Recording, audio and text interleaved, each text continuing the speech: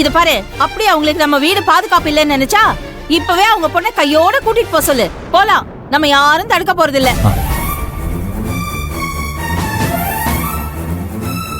அவங்க பொண்ணை அவங்க கூட்டிட்டு போட்டோம். ஆனா இது நம்ம வீட்டு பையன், அதை எப்படி அவங்க கூட்டிட்டு போலாம்? அவங்களுக்கு என்ன உரிமை இருக்கு? அக்கா அக்கா, எதுவா இருந்தாலும் பேசி தீர்த்துக்கலாம். நீ கொஞ்சம் பொறுமையா இரு. ஏய், இவங்க கிட்ட என்ன பொறுமை வேண்டி கிடக்கு?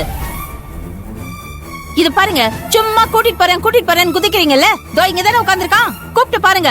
வந்தா கூட்டிட்டு போங்க கையோட. நாங்க யாரும் தடுக்கல. வேலு, என்னடா, என்ன பதில் சொல்லணுமோ சொல்லிக்கோ அவங்க கிட்ட.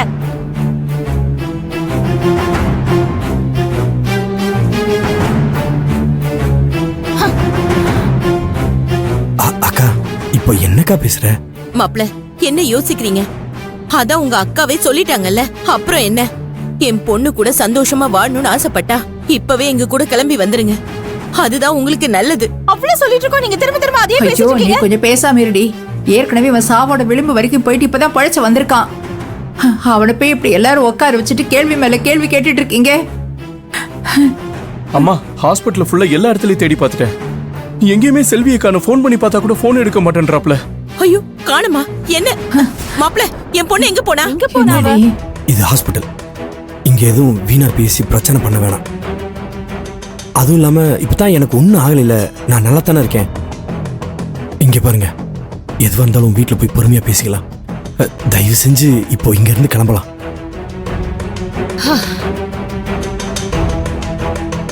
இவ்வளவு கெடுதல் நினைக்கிற உங்க குடும்பம் முக்கியம், என் பொண்ணு வாழ்க்கை உங்களுக்கு முக்கியம் இல்லல? அப்படிதானே சொல்ல வரீங்க? ஐயோ அத்தை. உணர்மணி, இப்ப சூழ்நிலை சரியில்லை, வா வீட்டுக்கு போலாம்.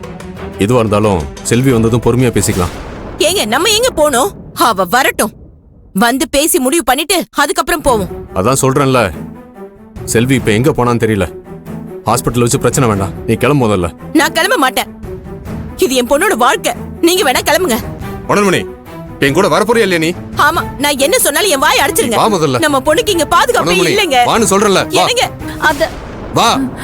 ஐயோ, கொடுங்கம்மா. இந்தாக்கா. வேலு, சரி வா வீட்டுக்கு போலாம்.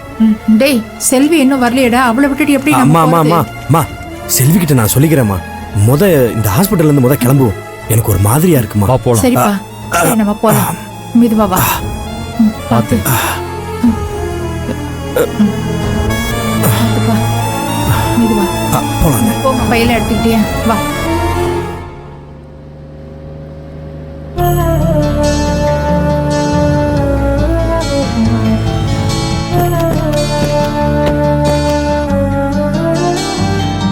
பாத்து வாடா. வா.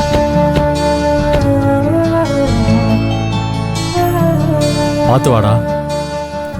வா. போலாங்க. போ.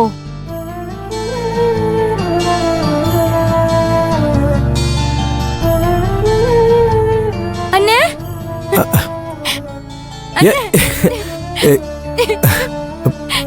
பூஜா, இப்ப எதுக்கு அழுகுற? அதான் வந்துட்டல்ல, ஒண்ணு இல்ல. ஏன் பாடுறா பூஜா அழுவுறத? ஏய், எப்போ எங்களை தான் ஆட விடுவ, இப்ப நீ அழுவுற? அதிசயமா தான் இருக்கு. அண்ணனுக்கு இப்படி ஆயிடுச்சுன்னு ஃபீல் பண்ற, நீ கிண்டல் பண்ற. சரி சரி சரி சரி சரி சரி, வாங்க எல்லாரும் உள்ள போலாம். டேய், ஒரு நிமிஷம் இருடா. என் புள்ள உயிர் பழச்சு வந்திருக்கான். திருஷ்டி கழிக்கணும். நீ போய் ஆரத்தி கரைச்சு எடுத்துட்டு வா. அண்ணே, உனக்கு ஒண்ணும் இல்ல அண்ணே? ஒண்ணு இல்லம்மா, சரியாயிடுச்சு. நீ அழுகாதம்மா.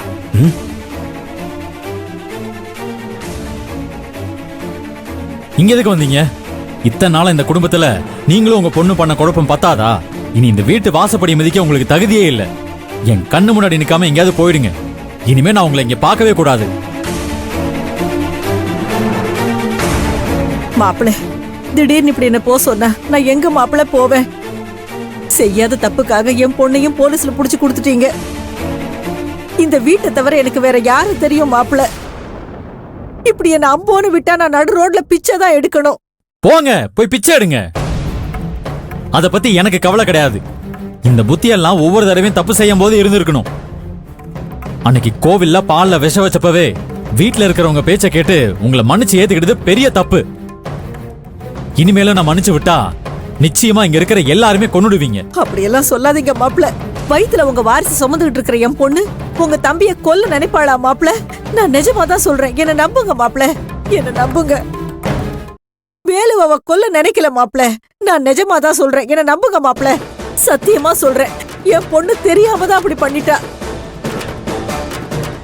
இப்ப என் பொண்ணு செய்யாத தப்புக்காக போலீஸ்ல தண்டனை அனுபவிச்சுட்டு இருக்கா. நீங்க தான் மாப்பிள்ள அவளை காப்பாத்தணும். பெரிய மனசு பண்ணுங்க மாப்பிள்ள, அவளை காப்பாத்துங்க. உங்க பொண்ணை காப்பாத்தணுமா? இதுக்கு மேல நீங்க சொல்றத நான் நம்பணும் இல்ல? அவ செஞ்ச காரியத்துக்கு அவளை கொல்லாம போலீஸ்ல ஒப்படைச்சதே பெருசு. ஐயோ, இப்ப இங்க இருந்து போக போறீங்களா இல்லையா? போங்கன்னு சொன்னேன். அம்மாடி மகா, மகா, மகா, மகா, நீயாவது கீர்த்தியை காப்பாத்த சொல்லுமா, மாப்பிள்ள கிட்ட சொல்லுமா. சத்தியமா கீர்த்தி அந்த மாதிரி பண்ணவே இல்லம்மா. போலீஸ் ஸ்டேஷன்ல வயித்து புள்ள தாச்சு கஷ்டப்பட்டுக்கிட்டு இருக்காமா. நீ சொல்லுமா. டேய் திரு, அக்கா என்னடா? நீ சும்மா இருக்கா? இந்த விஷயத்துல யாரும் எதுவும் சொல்ல வேண்டாம். இவங்களாலதான் நிறைய அனுபவிச்சிட்டோம். இவங்களுக்கு எல்லாம் வாயில சொன்னா புரியாது. இருங்க வரேன். என்ன மாப்பிள்ள, மாப்பிள்ள.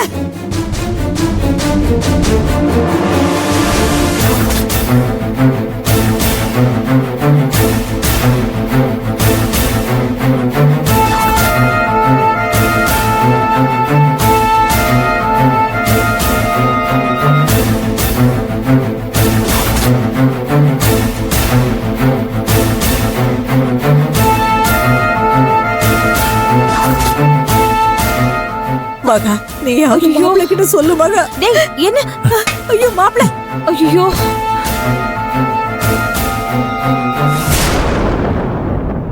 டேய் சொன்னா கேளுடா, வேணாம்டா. டேய் பாவம்டா, அவங்க கொஞ்சம் பொறுமையா இருடா.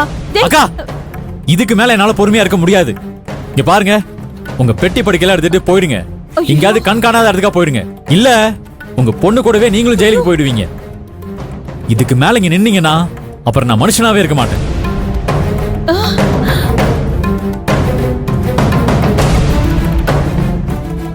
போங்க. கொஞ்சம் பொறுமையா இருடா. அக்கா நீ சும்மா இருக்கா? போங்கன்னு சொல்றேன்ல. தம்பி, என்னப்பா?